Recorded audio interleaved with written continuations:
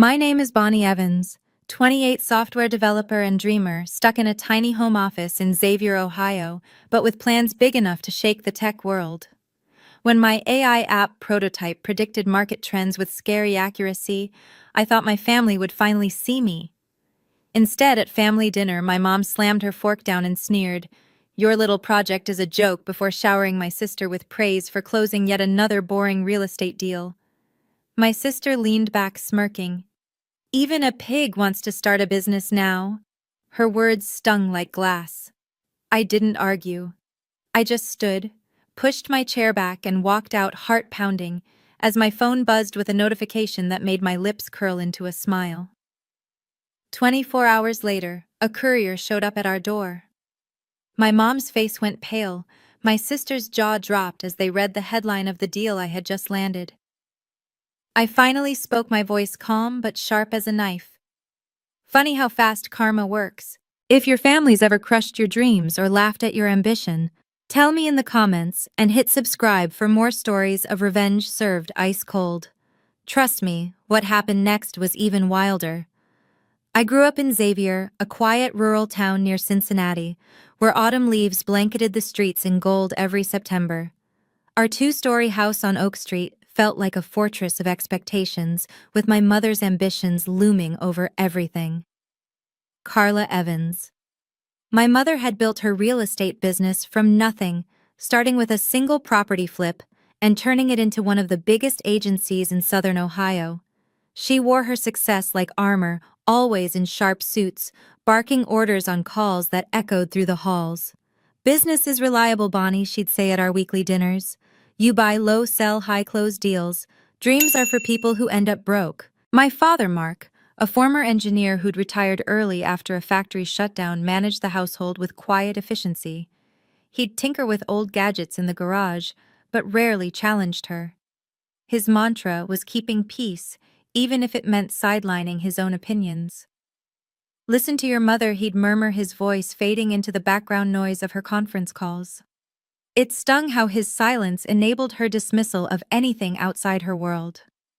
My passion for programming sparked at 10 during a fourth-grade class where Mrs. Ramirez brought in a simple computer kit. She showed us how to write basic code that made lights flash on a screen. While classmates giggled at the colors, I saw possibilities. What made the commands work? How could lines of text control real outcomes? I borrowed every coding book from the town library, huddling in my room with notebooks filled with loops and variables I barely grasped but felt drawn to. For my first school fair in 5th grade, I created a basic app for managing homework schedules using free software on our old desktop cardboard for a mock interface, and Dad's measuring tape for precision cuts. Other kids built paper volcanoes, but I demonstrated how the app tracked tasks with alerts. The judges, 2 teachers, and the principal stood amazed as I explained conditional statements. "How did you figure this out?" asked Mr. Jenkins, the lead judge. "Books and trial and error," I replied.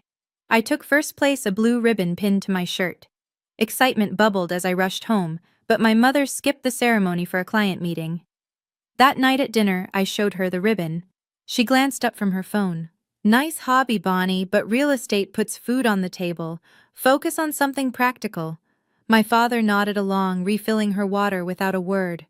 The dismissal hit hard, planting the first seeds of doubt but also resolve. Why couldn't code be practical? I started sneaking extra time on the computer, building small programs in secret. As years passed, the divide grew. My mother pushed me toward open houses and property listings, dragging me to her office after school. "You'll take over one day," she'd declare, ignoring my protests. "Business runs in the family."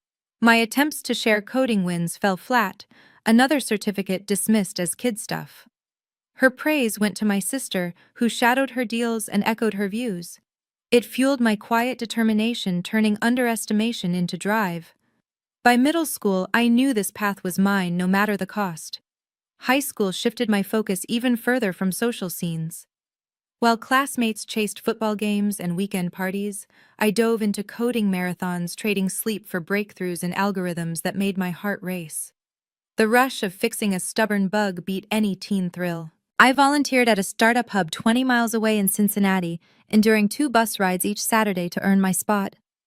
Starting with menial tasks like sorting cables and filing reports, I earned glimpses into real app development, watching teams craft tools that streamlined logistics for local shops. Ms. Harlan, the startup's lead engineer and the first woman in tech I admired, noticed my hunger during a debugging session. She caught me analyzing their code snippets on a notepad. "You're not just sweeping floors, are you?" she quipped, after I spotted a logic error in their prototype. From that day, she pulled me into data collection for product tests, guiding me through metrics analysis, and even letting me tweak queries. Her mentorship ignited my confidence, teaching me that code wasn't just lines, it was power to solve chaos. Family tensions escalated as years ticked by.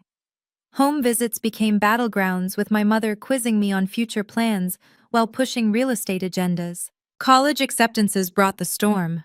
Stanford granted a full scholarship for my app portfolio, featuring a tool that forecasted crop yields for Ohio farmers.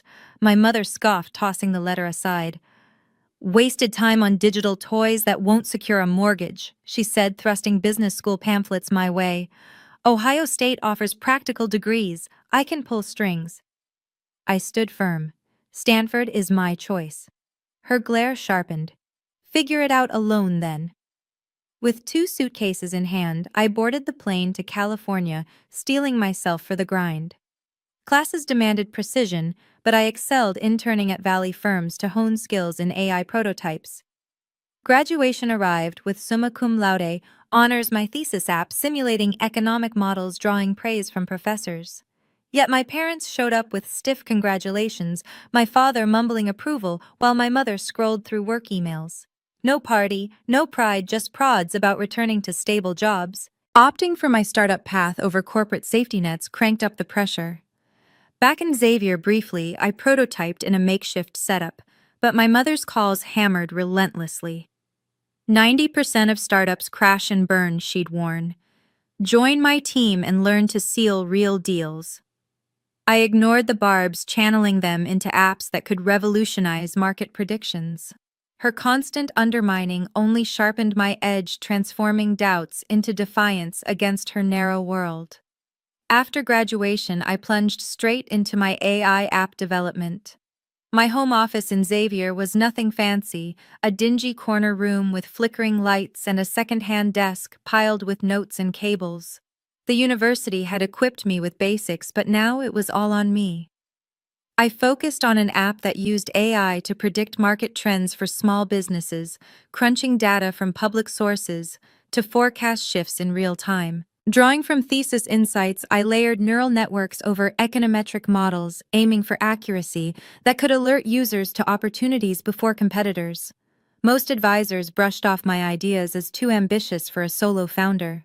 "AI for markets is decades away," one professor chuckled, echoing the old joke that it's always just over the horizon. Online critiques piled on, labeling my early demos naive. Even a local mentor group dismissed my pitches during virtual sessions. "Focus on viable MVPs," they'd say, implying my vision overreached. I absorbed the hits, using underestimation as rocket fuel, iterating alone through failed runs and code overhauls. The breakthrough hit at 2:15 a.m. on a Wednesday. I'd run simulations for 72 hours straight, napping on the floor between runs. My custom algorithm, blending machine learning with adaptive learning loops and incorporating sentiment analysis from news feeds, had yielded erratic outputs all week. This time it stabilized, the predictions held accurate for extended periods, beating industry benchmarks by magnitudes. I double-checked the data, running validations thrice, cross-referencing with historical trends. When results confirmed, my pulse thundered. "It's real," I whispered to the empty room. The AI could forecast stock fluctuations, supply chain disruptions, even consumer behavior with unprecedented precision, adapting to volatile inputs without overfitting. Scaled up, it promised to transform finance, retail, and logistics, empowering small firms against giants. I texted Joyce Nash at 4 a.m., ignoring the hour. As my closest friend and a seasoned tech consultant I'd met through alumni networks, she understood the stakes.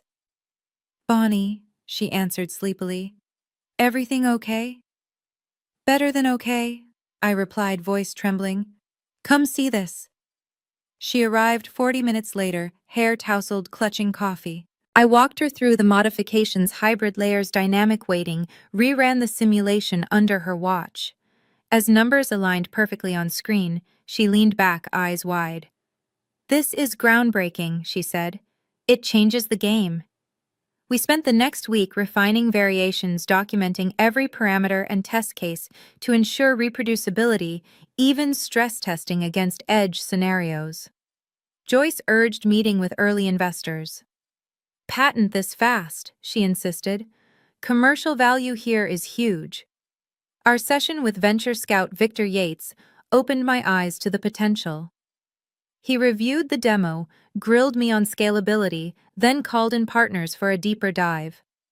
If this scales, he said post-presentation, we're looking at applications in banking, e-commerce, defense, billions in licensing easily. The figure felt surreal against my modest setup, but data backed it. Leaving with NDA forms and prelim valuations, a rare hope flickered. For once, my family might value my work. I called my mother that night, conversations usually laced with guilt trips about visits. Mom, I've got a major update on my app, I said. It's big. Can I come for dinner Sunday? Fine, she replied coolly. Your sister's been killing it at the office. I'll make pot roast. The drive back to Xavier that weekend mixed anxiety with anticipation. Clutching demo files, I imagined bridging the years of misunderstanding. Little did I know the evening would expose betrayals deeper than dismissal. Sunday dinners at my parents' house followed a strict routine. Sharp at 6 p.m., we gathered in the formal dining room on Oak Street with my mother's fine china laid out perfectly, despite it being just family. She sat at the head, commanding the space, while my father took his usual seat to her right, ready to pass dishes before she asked. I arrived early, folder of app documents under my arm, spotting my sister's car already parked. June, 2 years older, had embraced our mother's path, earning a business degree and rising quickly in the real estate firm. Her compliance highlighted my rebellion. My mother greeted me with a quick peck. Bonnie, you look exhausted. Are you eating right? Before I responded, June emerged from the kitchen. The tech whiz graces us. She teased, her tone edging on sarcasm. We'd shared toys as kids, but her alignment with Mom had created a rift. Nice to see you too, I said lightly, determined not to let old frictions derail the night. My father appeared last, hugging me briefly. Good to have you home. We settled around the table where my mother had prepared roast beef, mashed potatoes, and green beans, arranged impeccably. The conversation kicked off with her latest triumphs, a multi-million property flip in Cincinnati. Closed the Henderson listing today, she announced, slicing her meat precisely. Biggest commission this quarter. My father nodded approvingly. Impressive as always, she beamed at June. Your sister nailed the negotiations. Sharp instincts just like me. A true genius in the making. June preened under the compliment, straightening her posture. I waited for a lull, nerves building. I have news too, I interjected, opening my folder. My AI app hit a milestone. It's predicting market trends with game-changing accuracy. Blank stares met me. What does that mean exactly? June asked. Fork paused. I explained. It analyzes data to forecast shifts, helping businesses stay ahead. Think unbreakable insights for finance and supply chains. My mother set down her glass. And this turns profit? How? Investors see billions in potential. I said, the number still staggering. Tech giants are pouring into AI. She laughed coldly. Billions for your garage tinkering. Be serious, Bonnie. I pressed on, showing prelim data.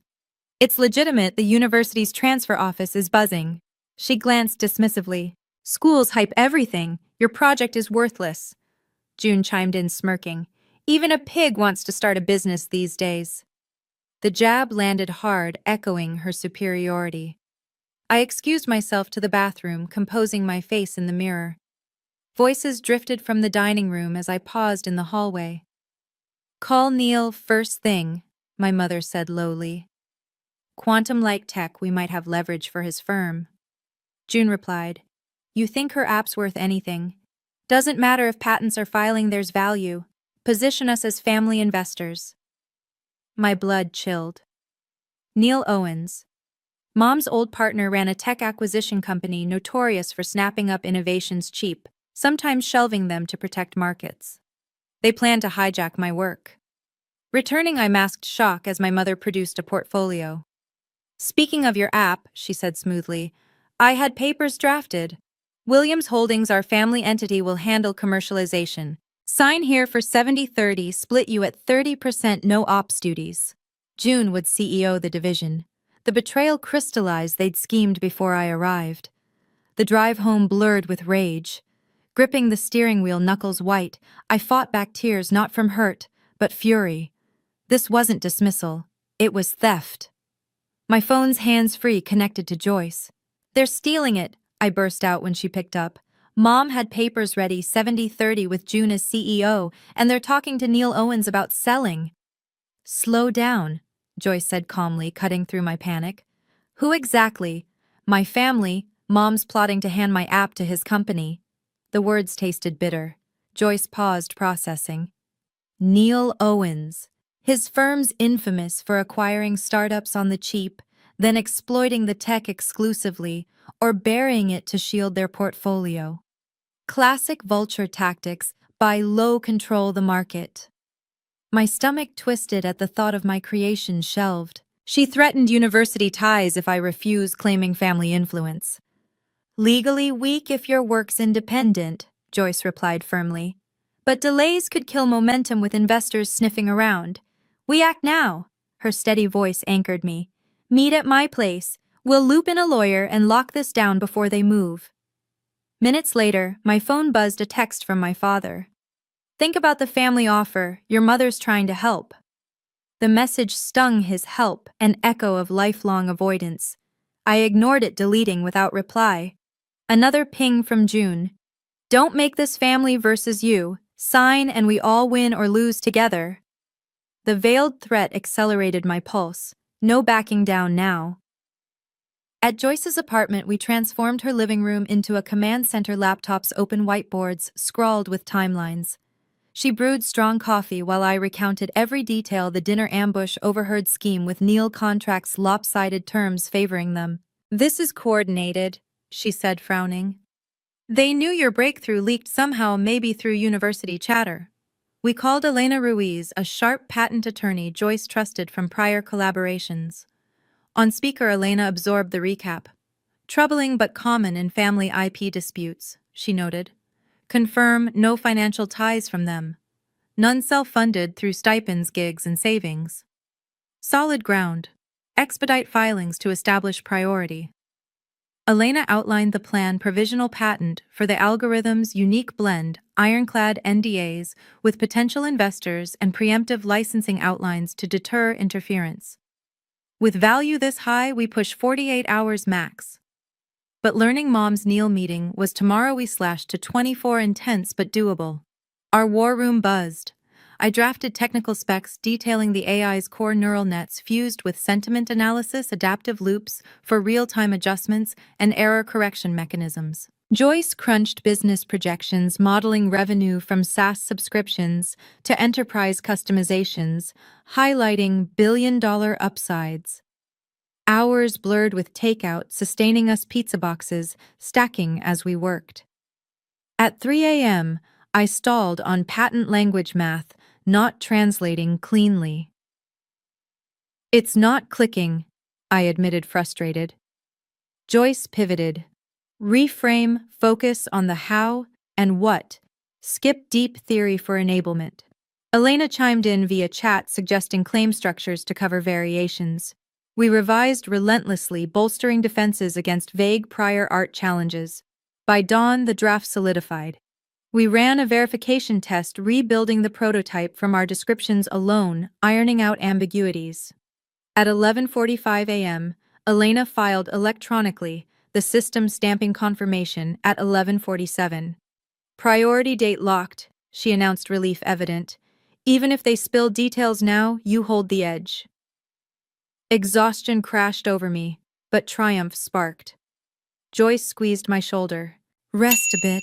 The hard part's done. Yet, with another dinner summon waiting, the battle simmered on. The next evening's dinner invitation arrived via text. Despite logic screaming to stay away, I drove back to Oak Street fueled by a mix of defiance and the need to confront. My mother sounded confident on the phone earlier, insisting on discussing terms properly. The setup mirrored last night, same china, same seating, same facade of family unity. She seemed smug, portfolio ready beside her plate. My father wore a neutral expression while June watched with cautious curiosity. The air crackled with unspoken agendas. After a tense meal of leftovers, my mother leaned forward. "We've adjusted the proposal," she said, sliding new documents across. "Quantum Solutions is interested contingent on resolving family ownership. This trust distributes proceeds fairly with advisory roles for us all. Sign, and it's done."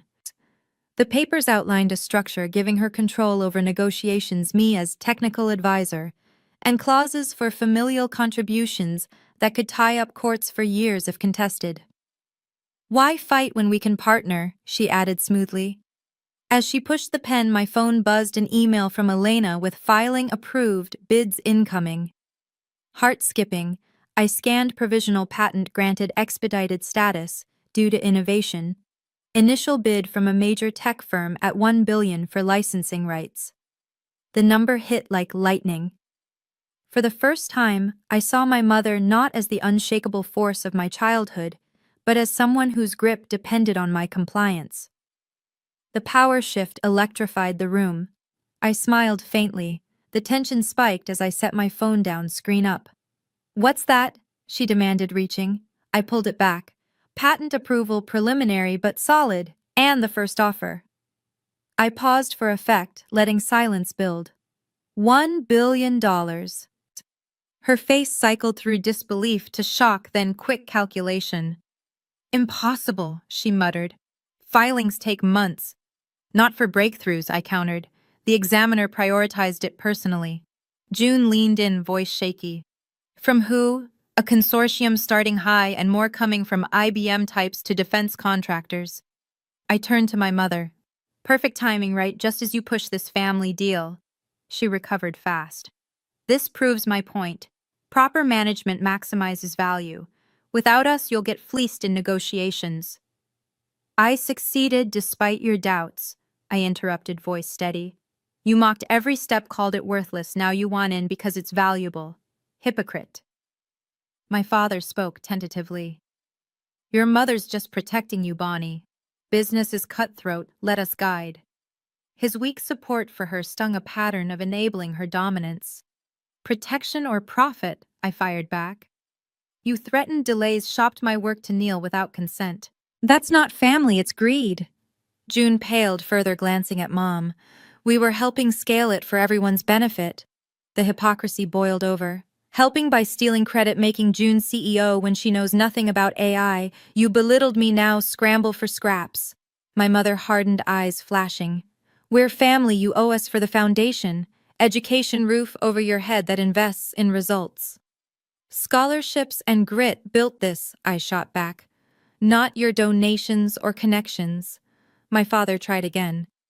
"Let's talk reasonably, find middle ground." But I cut him off. "No middle. If you interfere, further contest filings, contact investors, I'll sue for IP theft and interference. The docs prove it's mine alone." The threat hung heavy, their expressions crumbling. As they absorbed the reversal, I stood, contract in hand, sealing their defeat. The courier's arrival had flipped the script. I smirked, delivering the line. "Karma hits hard." And walking out, the weight lifted, replaced by unyielding resolve. Over the following weeks, interest in my AI app exploded. Licensing bids poured in from IBM, Microsoft, and Department of Defense affiliates, pushing valuations from $1 billion to nearly $3 billion for exclusive rights. Negotiations spanned boardrooms in San Francisco and New York, structuring deals to avoid monopolies while maximizing impact, open APIs for researchers, tiered pricing for startups. I founded Evans AI Technologies in Cincinnati, converting a warehouse into headquarters with state-of-the-art servers, collaborative spaces, and a team of 100 specialists from diverse backgrounds. My original algorithm expanded into a suite of tools integrating with platforms for secure predictions in healthcare diagnostics, spotting anomalies in patient data, and transportation optimization, routing fleets to dodge disruptions. The fallout for my family unfolded swiftly and publicly. My mother's real estate firm suffered when news of the dispute leaked through tech blogs and local papers. Clients pulled out en masse, citing ethical concerns over her attempted IP grab from her own daughter. A major Cincinnati developer canceled a multi-million contract emails revealing discomfort with predatory family dynamics. Neil Owens distanced himself abruptly, his acquisition firm facing backlash and regulatory scrutiny for similar past tactics, derailing their expansion plans. Their planned board tie-in evaporated, leaving her to field awkward questions at industry events, her once sterling reputation tarnished. June bore the brunt at the agency. As the genius heir apparent, her role in the scheme surfaced via leaked communications, triggering an internal audit. The board, fearing litigation and bad press, demoted her initially, then terminated her amid the growing scandal. Job hunts stalled as word spread in Ohio's tight-knit real estate scene. She applied to dozens of positions but faced rejections, landing only freelance gigs far below her skill level. Social circles shunned her former friends, ghosting invitations, as they aligned with the inspirational inventor narrative in media profiles. My father reached out repeatedly, leaving voicemails and emails pleading for reconciliation. "We're family, Bonnie. Let's put this behind us and talk." His tentative efforts mirrored lifelong patterns, always enabling Mom without taking a stand. After the third attempt, I blocked his number and emails, severing all contact permanently. No more holidays, no shared updates, total and deliberate radio silence. The choice liberated me, erasing the weight of obligations to a toxic dynamic that had long stifled my potential. Healing came through unapologetic independence. I established the Evans Foundation for Women in AI, providing scholarships, incubators, and mentorship to underrepresented talents facing similar doubts. Recipients' successes: publishing breakthrough papers, securing seed funding, launching ventures, delivered fulfillment, rivaling my app's impact. Watching them thrive reinforced that support should uplift, not control. At our new campus opening ceremony, attended by industry leaders and no family, I reflected on the profound shift. No posed photos with them. Instead, a network of genuine allies who championed me without ulterior motives. The betrayal, once a raw wound, evolved into a defining experience that fortified my resilience. I learned that boundaries surpass blood ties. When trust fractures, loyalty must be earned through consistent actions, rather than assumed, and withholding forgiveness can be essential for personal growth. Our family bonds ended irreparably, a necessary sacrifice for authenticity over superficial unity. We became strangers, their paths diverging into obscurity while mine ascended. On the app's patent anniversary, I keynoted the International AI Conference audience packed with innovators and executives. The greatest innovation isn't in algorithms, I concluded amid standing ovation. It's claiming your worth against those who diminish it. Trust your vision. Limitations from others don't define your possibilities. The applause sealed not vengeance, but validation of self-reliance. What betrayal pushed you to independence? Share in comments. Remember, your value endures unbound.